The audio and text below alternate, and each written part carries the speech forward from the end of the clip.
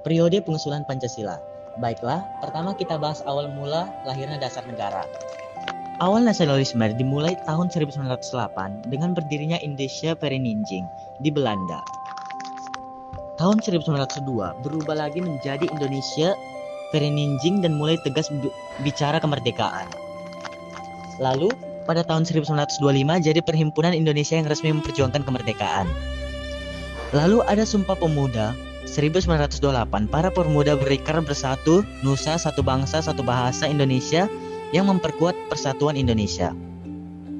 Berikutnya, sidang BPU PKI 29 Mei sampai 1 Juni 1945 yang dibentuk Jepang untuk mempersiapkan kemerdekaan. Ketua Dr. Rajiman Wedidiningrat, anggota 60 orang. 3 tokoh utama pengusul negara adalah Muhammad Yamin, 5 asas negara, Soepomo konsep negara integralistik, Soekarno mengusulkan Pancasila 1 Juni 1945, lalu menyederhanakannya menjadi Trisila dan Ekasila gotong royong. Terakhir, dibentuk panitia kecil untuk mengumpulkan usulan dasar negara. Inilah awal lahirnya Pancasila sebagai dasar negara kita. Periode selanjutnya yaitu periode perumusan Pancasila. Dalam periode perumusan Pancasila, terjadi sidang BPU PKI kedua yaitu pada tanggal 10 sampai 16 Juli 1945. Pada sidang ini membahas mengenai rancangan pembukaan Undang-Undang Dasar 1945, yang mana hasil dari sidang ini disebut sebagai Piagam Jakarta. Adapun isi dari Piagam Jakarta memuat 5 sila. Sila pertama, ketuhanan dengan kewajiban menjalankan syariat Islam bagi pemeluk-pemeluknya. Sila kedua, kemanusiaan yang adil dan beradab. Sila ketiga, persatuan Indonesia. Sila keempat, kerakyatan yang dipimpin oleh hikmat kebijaksanaan dalam permusyawaratan dan perwakilan. Sila kelima, yaitu keadilan sosial bagi seluruh rakyat Indonesia. Pada sidang BPU PKI kedua ini terjadi beberapa peristiwa, di antaranya pada tanggal 6 Agustus 1945 terjadi jatuhnya bom atom di kota Hiroshima. Pada tanggal 7 Agustus 1945, pemerintah Jepang mengeluarkan maklumat, yang mana isinya yang pertama, pada pertengahan Agustus 1945 dibentuk Panitia Persiapan Kemerdekaan Indonesia atau PPKI. Yang kedua, panitia tersebut akan dilantik pada tanggal 18 Agustus dan mulai bersidang pada tanggal 19 Agustus 1945. Dan yang ketiga, direncanakan Indonesia akan dimerdekakan pada tanggal 24 Agustus 1945.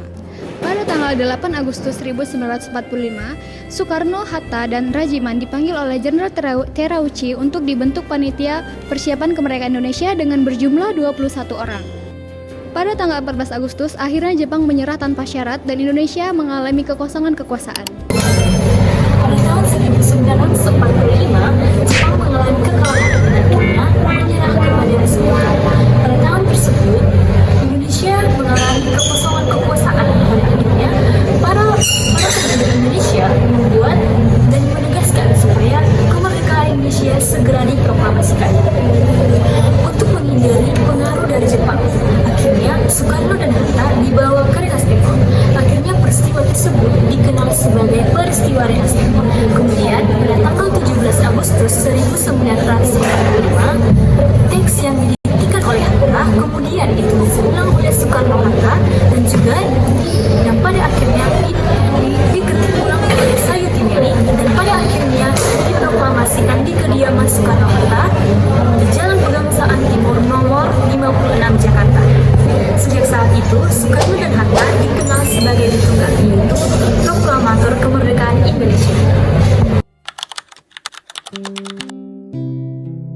alasan diperlukannya Pancasila di Indonesia. Yang pertama itu sebagai entitas bangsa, yaitu mencerminkan budaya dan cara hidup berbangsa di Indonesia. Dan yang kedua, kepribadian bangsa. Nilai-nilai Pancasila mencerminkan siapa kita sebenarnya, seperti bergotong royong dan bermusyawarah antar masyarakat. Dan yang ketiga, pandangan hidup. Pancasila jadi pedoman siapa kita sebenarnya dan bertindak. Yang keempat adalah jiwa bangsa. Pancasila adalah roh yang memberi semangat kepada bangsa Indonesia. Dan yang kelima adalah sebagai perjanjian luhur antar bangsa. Yang dimaksud di sini adalah Pancasila disepakati oleh para pendiri bangsa dan menjadi dasar negara di Indonesia.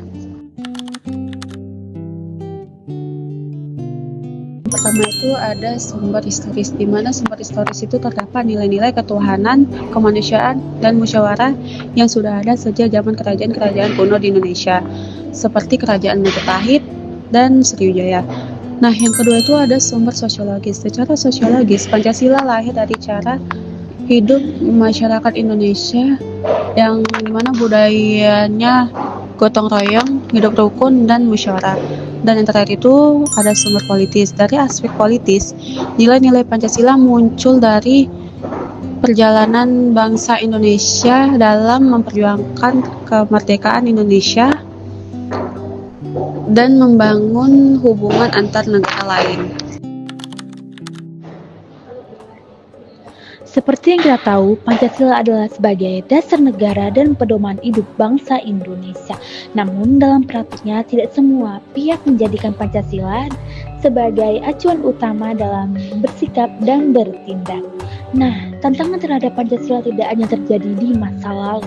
Saat ini kita banyak menghadapi berbagai masalah seperti korupsi, radikalisme, perpecahan bangsa, serta kurangnya pemahaman terhadap nilai-nilai Pancasila di kalangan masyarakat, terutama generasi muda. Esensi Pancasila. Kalau kita berbicara tentang esensi Pancasila, itu artinya kita membahas tentang inti atau hakikat utama dari Pancasila bagi bangsa Indonesia. Ada 3 poin. Yang pertama, dasar filsafat negara. Pancasila bukan hanya sekedar simbol, tapi sebagai fondasi utama negara kita. Semua aturan keputusan penting yang ada di Indonesia harus berdasarkan Pancasila. Yang kedua, sebagai pedoman hidup bangsa. Nah, cara kita berperilaku, berbicara, dan menentukan keputusan seharusnya mencerminkan nilai-nilai Pancasila. Yang ketiga, sebagai landasan hukum. Setiap kebijakan pemerintah atau aturan sekecil apapun harus berdasarkan Pancasila. Urgensi Pancasila.